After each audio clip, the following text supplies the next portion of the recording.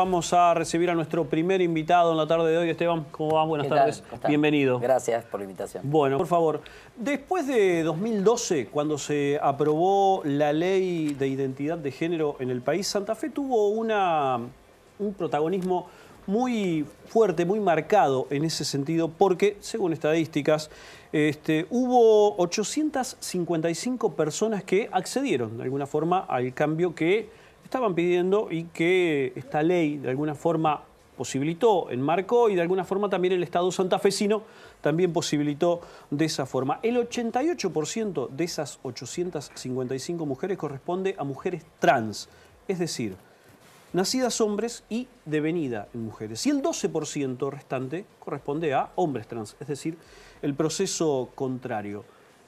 ¿En qué se basa el Estado? ¿Cómo acompaña el Estado? ¿Cómo de alguna forma fogonea esta situación para que estas personas puedan corresponderse con su identidad? Bueno, es parte de lo que le vamos a preguntar como un tema específico a Esteban Paulón, pero también vamos a ahondar en otras situaciones que tienen que ver con un tema que de a poco y afortunadamente también se va visibilizando, que tiene que ver con las infancias trans. Pero primero vamos con este tema. Esteban, fuerte protagonismo del Estado santafesino en este sentido. Sí, sobre todo porque previo a la ley, nosotros en el año 2007, cuando en la ciudad de Rosario se crea el área de la diversidad sexual, que hoy es una dirección municipal, en agosto de 2007 abrimos los primeros servicios de terapia hormonal para el colectivo trans en la República Argentina, y una experiencia que fue la primera experiencia estatal. La primera experiencia estatal y privada, porque es un tema nuevo en la medicina, ¿no? Claro. La construcción de la identidad. Las personas trans siempre han construido su identidad de género o su expresión de género a través de automedicación, consejos o prácticas entre pares, y la verdad que el Estado se involucrara en darle un contenido médico, investigar. ¿De qué manera? Explica un poquito más eso. La parte donde se construían más caseramente, digamos. Sí. Y muchas veces, a ver, hay un proceso, Sergio hablaba del tema del 88% mujeres trans, 12% varones trans. La mayor visibilidad en el colectivo trans, lo que la sociedad ve, si yo salimos y hablamos con cualquier vecino, le decimos, ¿qué ves? ¿Qué me dirías cómo es una persona trans? Nos va a describir seguramente una mujer travesti, adulta, con poca ropa, en una esquina, ejerciendo un trabajo sexual, etc. O sea, ese imaginario social que hay de lo que es una persona trans tiene que ver con que siempre hubo mucha más visibilidad de las mujeres trans, y que por distintos motivos, fundamentalmente discriminación y falta de acceso a los derechos, las mujeres trans en más de un 90% no han podido dedicarse a otra cosa que al trabajo sexual. Entonces, esa exclusión que tiene el colectivo de mujeres trans originalmente, se expresa muy temprana en la familia, que tiene que ver con el otro tema que estábamos charlando también, de las infancias trans, ¿no? Muchas veces en la preadolescencia, en la adolescencia, un niño, una niña expresa esto de la identidad de género, y el proceso histórico fue, bueno, fuera de casa, ¿no? Claro. Vos no sos mi hijo, vos no sos mi hija, yo no te reconozco. Entonces se juntan entre pares, buscan otras personas que pasaron por lo mismo o a las que les está pasando lo mismo, y empiezan a vincularse comunitariamente. Y ese vínculo comunitario no es solo de un acompañamiento, un apoyo, sino que también es, che, tomate tal hormona anda a la farmacia y compra tal cosa, tengo a alguien que te puede inyectar una silicona líquida, o si te inyectas un aceite industrial para dar forma a pechos o a caderas, porque también la identidad de género tiene que ver... O sea, pasa por la imagen y lo pasa por la imagen, claro, uno se ve en el espejo y quiere ver... Yo me autopercibo mujer, pero quiero ver una mujer cuando me veo en el espejo. Entonces, ese proceso que se hizo siempre entre pares y sin acompañamiento médico se rompe de alguna manera en 2007, cuando Rosario abre el primer servicio hormonal, y al poquito tiempo se empezó a trabajar en el Iturraspe, aquí en la ciudad de Santa Fe. Hoy tenemos 20 en toda la provincia, y es sin duda la red más extensa de tratamientos hormonales en el país. Entonces hay una historia, ¿no? Estamos hablando de 10 años de políticas públicas. Hay una historia y hay militancia al respecto. Y hay militancia de las organizaciones, porque sin duda todo esto no hubiera sido posible sin la militancia de las organizaciones y sin el reclamo de los colectivos trans. Después de la ley en 2012, en 2014 incorporamos las cirugías, que es otra parte importante. Nosotros hoy tenemos 4 equipos quirúrgicos operando en la provincia de Santa Fe. Vamos a terminar el año con un radio de más de 4 operaciones por mes. ¿Karim? Contando. Sí, justamente. ¿Y generalmente están relacionadas con operaciones mujeres trans? Bueno, hay, digamos, históricamente la primera operación que se incorpora al sistema, que es la más sencilla, por así decirlo, es el implante mamario para la mujer trans, pero en el 2014 comenzamos con las primeras adecuaciones feminizantes de genitalidad, lo que se llama lo que es la vaginoplastía. Llevamos 10 en lo que va del año en la provincia de vaginoplastías en los dos centros quirúrgicos que son el Hospital del Centenario y el Eva Perón de Granadero Baigorra, que son los que hacen este tipo de práctica. Este año aparece fuertemente por visibilidad y tiene que ver con distintos motivos, y un poco la serie de televisión de 100 días lo refleja, ¿no? Esa historia de Juan tiene que ver con que efectivamente dentro del colectivo de la diversidad la emergencia y la visibilidad más fuerte en este momento de golpe la tienen los varones trans. Entonces este año aparece muy fuertemente la demanda de la mastectomía, la masculinización de tórax, que ya llevamos 15 en lo que va del año. Y vamos a terminar este año con 30 intervenciones de implantes mamarios, ¿no? Estamos hablando de más de 4 operaciones por mes. No existe en ningún otro lugar del país, pero tiene que ver por eso, digo, con un activismo, con una militancia, con que las organizaciones nos lo ponen en la agenda, con que desde el 2015 existe la subsecretaría y también el Estado lo agenda como una política pública. A ver, en la televisión está muy visibilizado. Aquí hay una militancia que viene de hace años. ¿Por qué hay tanta diferencia, o digo, hay tanta diferencia? Otras provincias hicieron eco, buscaron el ejemplo de Santa Fe porque está pasando en todos, digamos, está visibilizado en la televisión. Está masificado a través de la televisión. Está masificado a través de la televisión. Está pasando en la provincia, pero en otros lugares pareciera como que sigue siendo algo que está en un costado. La ley de identidad de género tiene dos aspectos. El aspecto registral, el cambio de DNI, es un trámite que hoy en cualquier provincia del país se hace. Nosotros tenemos 855 cambios, que es burocrático y cero costo, por así decirlo, ¿no? Entonces, es una ley nacional y en líneas generales no ha habido resistencias para la implementación en ninguna provincia, ni siquiera en provincias que uno supondría pueden ser un poco más conservadoras que la nuestra. Ahora, en la decisión de la salud pública y de incorporar en la salud pública los tratamientos hormonales y las operaciones, eso implica una inversión pública, porque una operación tiene costo de médico, de quirófano, de implante, de anestesista, etcétera. Y la verdad es que nosotros tenemos que decir que acá en Santa Fe, y primero en Rosario también, se dio en el marco de una política pública de salud pública muy amplia, ¿no? Sabemos que Santa Fe está destacado a nivel internacional por el sistema de salud que tiene, que no existe en otras provincias. Entonces, muchas veces la excusa económica de no tenemos equipos preparados, no hay posibilidad de invertir en esto, no tenemos dinero para invertir en esto, lo que hace es, digamos, dar una coartada para tal vez alguna resistencia ideológica. Sí, tal cual. El documento es más difícil porque es costo cero y es gratis el trámite, el DNI, la tarjetita ni siquiera la pagan las provincias, entonces es muy complicado decir por qué no lo voy a hacer. Claro. Pero claro, en este caso con salud, la verdad que hay que decir que si bien se avanzó en los últimos años algo, por ejemplo, operaciones hoy se hacen en 3 lugares del país. En la ciudad de Buenos Aires, el Hospital Durán; en la ciudad de La Plata, el Hospital Gutiérrez, que fue el primero que empezó a operar en Argentina por vía de los fallos judiciales previo a la ley de identidad de género; y 4 centros quirúrgicos en Santa Fe. El resto del país no tiene operaciones de afirmación de género en el sistema público, hay muy pocos profesionales formados para esto y el tema hormonal sigue siendo complejo, a pesar de que es muy económico, porque un tratamiento hormonal a la provincia de Santa Fe le cuesta 200 pesos por mes por paciente, o sea, no tiene ni punto de comparación ni con diabetes ni con nada, y es una población muy pequeña, estamos hablando de unas 1.000, 1.200 personas entre las que hicieron y no el cambio registral. Recién hablabas y mencionabas una palabra que lamentablemente en este tipo de debates aparece mucho y que es lo conservador. En muchas ocasiones se ha escuchado, se ha leído a través de los mensajes en los medios de comunicación el hecho de preguntarse por qué el Estado santafesino tiene que atender este tipo de intervenciones. Claramente y de forma muy contundente se ha dicho desde el colectivo que son derechos. Son derechos. Son derechos y están en la ley. Y están en la ley, y están en la ley. Y cuando argumentás de esta forma, que quizás económicamente suele ser más contundente para el promedio, no hay lugar a dudas de que debe ser atendido. No, está claro. El tema hormonal debe estar ya generalizado. Nosotros realmente, para el sistema de salud pública, el costo de abrir un nuevo centro de terapia hormonal es cero. Es un viático de un médico que va a capacitar, como hemos hecho hace poco ahora en el norte, estamos abriendo varios nuevos centros de hormonas. Realmente es prácticamente costo cero porque los profesionales son los que están en el sistema, los centros de salud son los que están en el sistema y las hormonas realmente no tienen un costo que tiene un impacto. Lo quirúrgico se concentra en Rosario y estamos trabajando también para traer algunas de las prácticas al CEMAFE, pero recién probablemente principio del año que viene, pero las prácticas de más complejidad, no solo por un tema económico, sino también de capacitación. Un cirujano para poder hacer una vaginoplastía tiene que tener una práctica porque es una operación sensible. Obviamente. Y tampoco es una operación que tiene una demanda enorme. Yo siempre cuento que cuando empezamos a plantear el tema de la posibilidad de hacer las operaciones, en algún momento nos decían, bueno, pero hay 4.000 personas que están esperando una vesícula.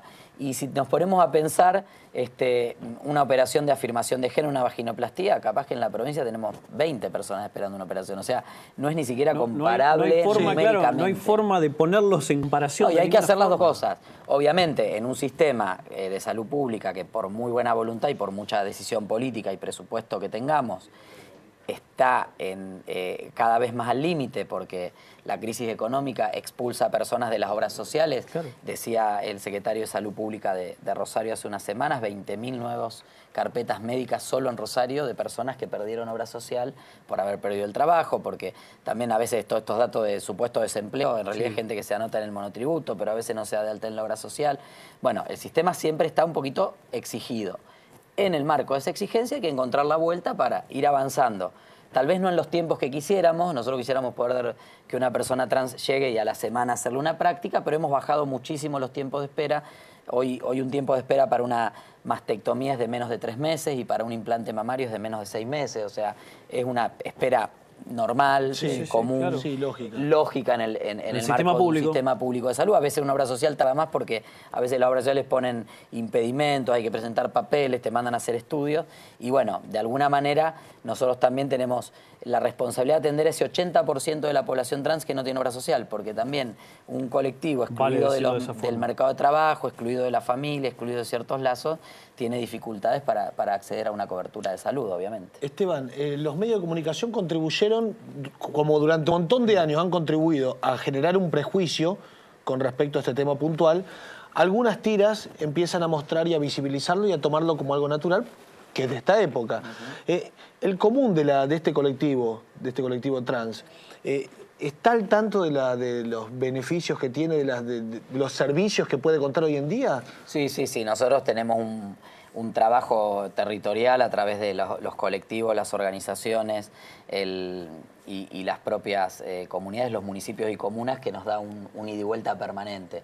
Te diría que hay muy pocas personas del colectivo trans a las cuales no hayamos llegado aún con alguno de los programas. Yo contaba, pues, si 12% varones trans, para el número son unas 90 personas. El último encuentro de varones trans que se organizó acá en la Casa de la Diversidad, en la Casa LGBTI de acá de Santa Fe, había 70 chicos participando. O sea, casi una cobertura de casi el 100% del colectivo. Y en el caso de las mujeres trans, que son numéricamente hoy mayoría y están más dispersas en el territorio, la verdad es que tenemos más de 400 están en tratamiento médico hoy, en tratamiento hormonal. O sea, tenés una cobertura importante del colectivo y hay gente que no llega a los servicios porque no le interesa, pero que está en vínculo y conoce sus derechos. Obviamente, siempre hay personas que van llegando, ¿no?, al sistema, que se van incorporando, pero la verdad que hay un trabajo bastante personalizado y tiene que ver con que también las políticas trans que nosotros hacemos de la subsecretaría las llevan adelante personas del colectivo. O sea, la coordinadora del programa trans es una mujer trans, su equipo de trabajo son mujeres y varones trans en las distintas regiones de la provincia, y eso nos da ese ida y vuelta permanente, que es la mejor fórmula, porque también nosotros a veces desde la política pública podemos pensar que posicionando ciertos temas o ciertos reclamos estamos yendo en un sentido y después la propia comunidad nos dice, no, pará, acá hay otras necesidades, hay otras urgencias. Va por acá, ¿no? Y ser flexible en ese sentido y decir, bueno, si va por acá y queremos construir una política pública con el colectivo, vamos por ahí. Y lo que vos decís de los medios es fundamental. Y este programa que está ahora, que tiene tanta audiencia, el de 100 días para enamorarse, pone en agenda un tema importante, porque yo les decía antes a ustedes el estereotipo de una persona trans. Pero esa persona trans que nosotros la visualizamos como una persona adulta, fue alguna vez un niño, una niña. Tuvo una niñez. ¿Y qué pasó en esa infancia?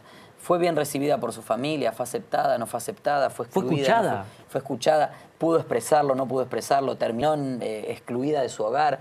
Bueno, la verdad que hoy para muchas familias, escuelas, centros de salud, clubes, entornos afectivos, al ver eso en la ficción, esto entra en el terreno de las probabilidades. O sea, es posible que mi hijo sea trans. Puede pasar. Es posible que mi hija o mi nieto, mi nieta, mi alumno, mi alumna que está expresando algo, es posible que le esté pasando esto, es súper importante porque nos permite empezar a trabajar a muy temprana edad. Y yo decía hoy a la mañana, cuando abríamos estas jornadas de la infancia trans, digo, en definitiva, todo lo que nosotros invirtamos como Estado y políticas que llevemos adelante para abordar las infancias trans, no hacemos más que una política de prevención.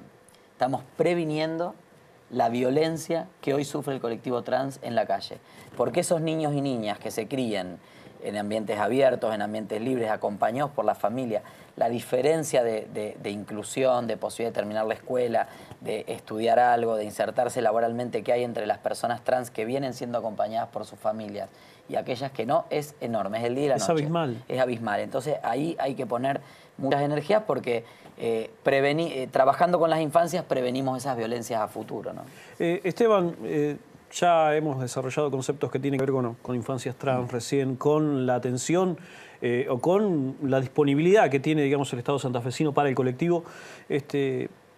Pasados algunos años y poniendo un mojón caprichoso, si se quiere, como fue la ley de matrimonio igualitario, de allí para adelante en el tiempo, ¿qué balance se puede hacer de los logros de la militancia del colectivo en el país, en la provincia? Bueno, por supuesto que la ley de matrimonio igualitario, que es el primer acontecimiento, yo cuento siempre cuando hacemos charlas y le contamos a los... ¿Se puede decir como el primer acontecimiento de la ley? La verdad que sí, o sea, hay una historia y de alguna manera a nosotros nos toca recoger esa historia, ¿no? Como yo te decía, bueno, acá en Santa Fe yo no estaba, no existía la subsecretaría y ya había avances en salud. Nosotros quizá nos toca potenciar, ordenar, mejorar y cada vez se va mejorando. Pero digo, el movimiento LGBTI en Argentina, de la diversidad, tiene muchísimo tiempo. Pero yo muchas veces cuento que en 127 periodos del Parlamento, en 127 años que funcionó nuestro Parlamento desde que existe, la primera vez que se habló de homosexualidad fue la noche que se aprobó el matrimonio igualitario. Fue la primera vez que se dijo la palabra gay. Digo, ni siquiera es que vino uno con un proyecto y dijo, vamos a hacer un proyecto para penalizar a los gays o a las lesbianas. Nada, nunca se habló. Fue un tema totalmente invisible. Y esa noche de mayo, que en realidad la ley se aprueba en julio en el Senado, pero esa primera noche en la Cámara de Diputados... Con un frío memorable. No, la de diputados no estaba tan frío. Era mayo, era 12 de mayo, 8 de mayo, por ahí. La verdad que fue la primera vez que se dijo la palabra homosexual en el recinto de la Cámara de Diputados. Entonces, claro que es un mojón. Y de ahí para acá, un montón de avances. Ahora, ninguna ley decreta la felicidad del pueblo, el fin del hambre... nada, ni el fin de la desigualdad, ¿no? Son herramientas las leyes. ¿Qué hacemos con esas herramientas? Las usamos para trabajar y promover una sociedad inclusiva, una sociedad... nosotros como colectivo gay, la ley de matrimonio igualitario implicó una salida del armario colectiva. O sea, fue un momento donde dice, bueno, como colectivo salimos del armario, ya no nos escondemos más. No todo el mundo, no todos tienen la misma posibilidad, cada uno a su tiempo, cada uno tiene su proceso. De hecho, en este momento nos está mirando gente, este canal llega a un montón de lugares. Totalmente. No es lo mismo para una persona gay en Santa Fe Capital que una persona gay en San Jerónimo del Sauce o en San Jerónimo Norte. Totalmente. Lugares más chicos, en San Carlos Centro, no sé, llegamos a un montón de localidades. Como ejemplo, Karim, ¿no? Como ejemplo. Claro, sí. Claro, pero no, a ver, obviamente, ¿no? Y también muchas veces esa historia repetida de personas de la diversidad que viven en sus comunidades más pequeñas y esperan a irse a una ciudad, venir a Santa Fe. A eso voy, que esperan irse a una ciudad para poder abrirse. Para poder abrirse. Pero nosotros, la verdad que estos 2 años y medio que tenemos de gestión, yo me llevo muchas buenas sorpresas, porque la verdad que nosotros estamos trabajando en unos dispositivos que son mesas locales de la diversidad, que trabajamos municipio, provincia y la comunidad, y en más de 70 ciudades se ha conformado esa mesa. O sea, de las 363 municipios, 70, y algunas son comunas muy pequeñas, de 2.000 habitantes, 3.000 habitantes. Hace poquito, hace 2 semanas, estábamos en Callastá, la mesa LGBTI de la costa, le llamamos, porque con todas las localidades de la costa, Helvecia, Callastá, San Javier, Santa Rosa de Calchines, Alejandra, Román, todas las localidades hoy tienen personas de la diversidad visible, que sigue siendo difícil, que sigue necesitándose acciones de promoción, de educación y de formación, que lo gay lésbico está más asimilado socialmente, está más incorporado, está más cotidianizado, ¿no? También porque numéricamente somos más gays y lesbianas que personas trans. Y lo trans ahora está viviendo, muchos años después de la ley, esta salida del armario que viene de la mano no solo de la visibilidad de la ficción, sino también que es una agenda que se ha incorporado, por ejemplo, en el movimiento feminista, que hasta ahora no estaba. Entonces, cuando uno ve el 8 de marzo, Ni Una Menos, etcétera, y el propio debate por la legalización del aborto, de golpe aparece legalización del aborto, cupo laboral trans, ¿no? Como otra demanda. que se visibiliza masivamente. Es una cuenta pendiente. O el tema de cuando se habla del aborto, no solo en mujeres, sino en personas gestantes. Los varones trans pueden quedar embarazados. Y el propio movimiento feminista lo toma. Entonces, empieza a haber una salida... La conceptualización de las totalmente, ¿no? Y empieza a haber como una salida del closet más importante del colectivo trans, y creo que eso es lo que estamos viendo. Tal vez nosotros lo vemos un poquito más acelerado acá porque hay una política que lo promueve, ¿no? Pero creo que es irremediable que esto se va a dar en todo el país, que se está dando en todo el país, que el movimiento trans está muy organizado y que evidentemente, bueno, a veces cuesta más, a veces cuesta menos, a veces hay avances, hay retrocesos. Por eso nosotros también, buena parte de nuestra política no solo la diseñamos con el propio colectivo, sino que nos interesa que queden activados los grupos, porque las políticas públicas tienen que permanecer en el tiempo. En salud ha habido una continuidad, hoy tenemos resultados muy buenos. Y realmente es un modelo, el modelo de atención de la salud del colectivo trans en la provincia de Santa Fe para muchas otras provincias. Eso tenemos que lograr con todas las políticas en esta materia. Esteban, muchas gracias. No, por favor. Esteban Paulón con nosotros, quien es el encargado y un referente ya a esta altura del área de diversidad sexual en el Estado provincial, en el gobierno de la provincia.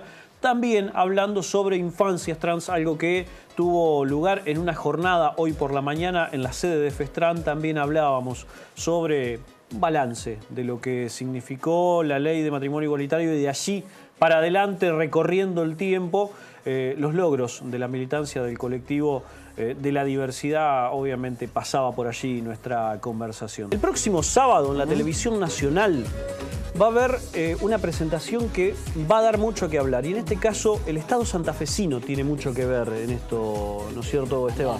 Mañana. Pasión de sábado se Sí. lanza. ¿Qué va a pasar? La primera cantante trans de cumbia, Ayelen Baker, que después va a ser también una de las caras del Festival de la Cumbia. ¿De dónde es? Ella es de Rosario y trabaja con nosotros en el comedor de... Ahí está Ayelen. En el comedor en el centro de día que tenemos, que tiene un comedor para el colectivo trans en la ciudad de Rosario. Tiene que venir acá a cantar con nosotros. Chava, por favor. vení. Sí, la semana que Tranquila. si podemos la semana que viene. Lo que pasa es que la están guardando ahí los Claro. productores, pero la verdad que una alegría. Mañana es un lanzamiento oficial. Lanzamiento oficial en Pasión de Sábado, alrededor de la 1 de la tarde va a estar cantando a Ayelen, vamos a estar acompañándola. Y obviamente cuando vuelva se va a quedar un par de días en Buenos Aires porque está ensayando y todo, y ya le estamos programando agenda aquí en la provincia para que recorra. Qué bueno, Esteban, esto. ¿Podemos escucharla, Mario? Para Sí, irnos al ahora vamos corte? a escucharla, pero qué bueno esto que Santa Fe tenga todos estos privilegios para la comunidad trans, realmente. Bueno, Radio Circus, radio que dirijo, está Keila Galván, también primera Sí, conductora Totalmente. de un programa de radio en Santa Fe, también en Radio Circus. Hay que generar esa conversación.